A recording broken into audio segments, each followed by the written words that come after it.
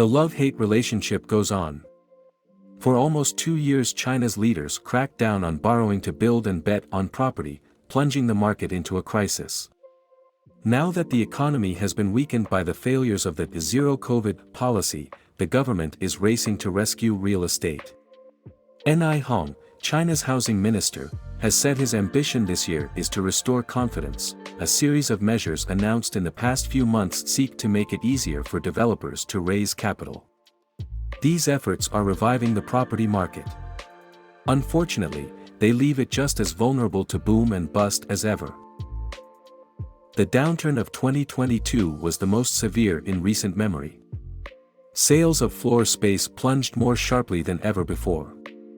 Property investment fell for the first time since records began in 1999. Funds raised by developers fell by a quarter. For the past 15 years house prices in China mainly went up. They have spent the past 6 months sagging like a termite-weakened floor. One reason for the pain was the government's attempt to break the country's addiction to debt-financed property. More than 2/3 of urban households' wealth is tied up in real estate and the industry underpins 1/5 of GDP.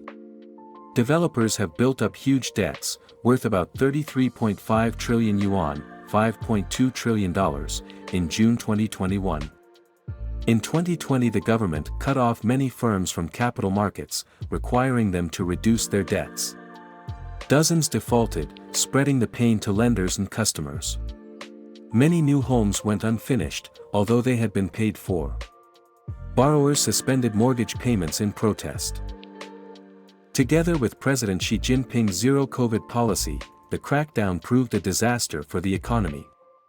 GDP grew by just 3% last year, one of the worst performances in decades. The COVID lockdowns also worsened the housing crisis, as fewer prospective buyers were able to visit empty flats and many young people, worried about an uncertain future, put off big purchases. Now zero-COVID is over and policymakers are rushing to revive animal spirits. Limits on how much some developers are allowed to borrow have been suspended. The central government has ordered banks to rescue unfinished projects.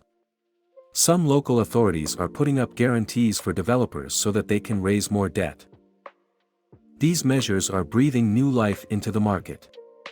The number of new homes that are being completed fell by only 6% in the 12 months to December, having plunged by 18% in the year to November. It appears that government funds are being channeled to prepaid projects that have stalled. As people who have paid for homes finally start to get their hands on the keys, prospective buyers may be reassured and tempted to bid for pads of their own. Sales of existing homes rose by more than 20% in the first 10 days of 2023, compared with a month earlier. Some developers are no longer offering their flats at a discount. And, crucially, a property firm was able to raise dollar debts from foreign investors in mid-January, the first such instance in more than a year. All this means that the Chinese economy should bounce back more quickly in the near term, helping to propel global growth. The danger now, however, is that China goes too far. Technocrats tend to respond to crises with lots of liquidity. During the global financial crisis of 2007 to 2009, much of China's vast stimulus flowed into bricks and mortar. A property downturn in 2014 led to a bout of monetary easing that saw house prices in some places double in less than a year. Elsewhere the result was rampant overbuilding, hence the high-rise ghost cities that loom over parts of China. Local governments, meanwhile, still rely heavily on land auctions for revenue, so they have an incentive to keep sales going. They are already stepping in to support large developers by guaranteeing their commercial paper.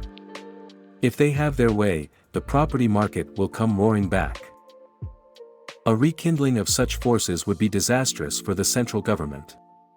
They would lift home prices to new heights and lead to another buildup of unsustainable debts among developers. Officials would be forced once again to crack down on leverage, repeating a cycle they have already been through several times. You might think that the recovery would instead offer room for more considered thinking. But China's leaders have long lacked the will to implement the necessary reforms. A housing tax, for example, has been floated several times. It would curb speculation and generate much-needed income for local governments. But the urban elite, which stores much of its wealth in property, would hate it. So far only a few pilot schemes have been tried out. And so the funding model for local governments remains unchanged. Local officials will keep trying to pep up sales and prices. But who will live in all the new homes? Morgan Stanley, a bank, estimates there will be 90 million new urban households in the next decade. But at its peak, China was adding about 15 million homes a year. If supply is to match demand, construction will have to slow dramatically, especially as China's population shrinks. Today's bailout may be reviving Chinese property, but without real reforms the sector will be doomed to boom and bust again. If you found this video helpful, please consider subscribing to our channel for more informative content like this.